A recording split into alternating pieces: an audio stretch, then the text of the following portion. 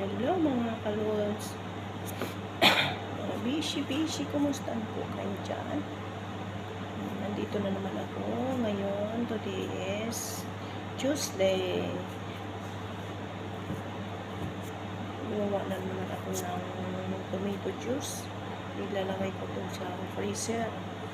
I-blender ko ito ilagay sa freezer kasi ginagamit ko kasi ito pag magluluto ako ng kain nila sa mga amo.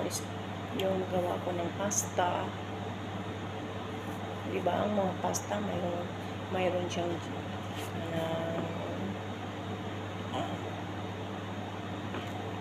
tomato paste ang nilalagay. Pag sauce ito ang nilalagay namin, pero hindi marami, konti lang. Pero yung sa mga marag, ginagamitan namin dito. Marami, mabilis maubos yung kamatis ko lagi. Kasi araw-araw kasi ako nagluluto ng ang dami kong nililinisan para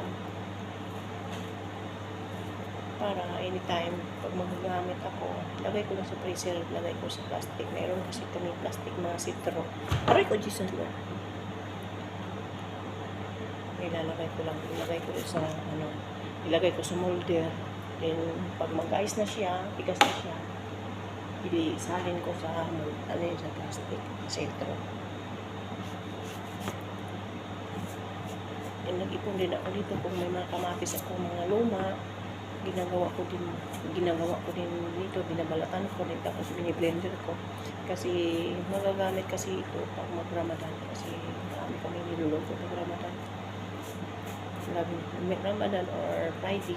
Super ang luto dito sa amin. Kasi ang amo ko kasi ang employer ko, dita kasi. Kung baga sa atin, ang dita kasi sa atin. Lula o lolo. Wala nandito mga anak niya at saka ako. Minsan mga kapatid nandito. Kapatid sa amo kong lalaki. Kapatid sa amo kong babae. Marami kami dito. Ang pamilya ni nanay ni tatay, ilan lang, apat lang ang anak niya. Pero may mga apo din, yun din karamihan. Pero yung mga bisita, pamangkin, kapatid, napunta dito. Kanila, kumakain.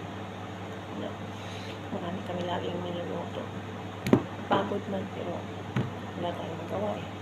Pumunta tayo dito nagtatrabaho. Wala tayong magagawa.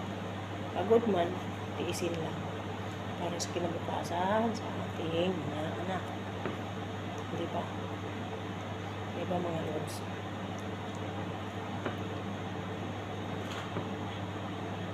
Salamat po sa inyong pagpanonood.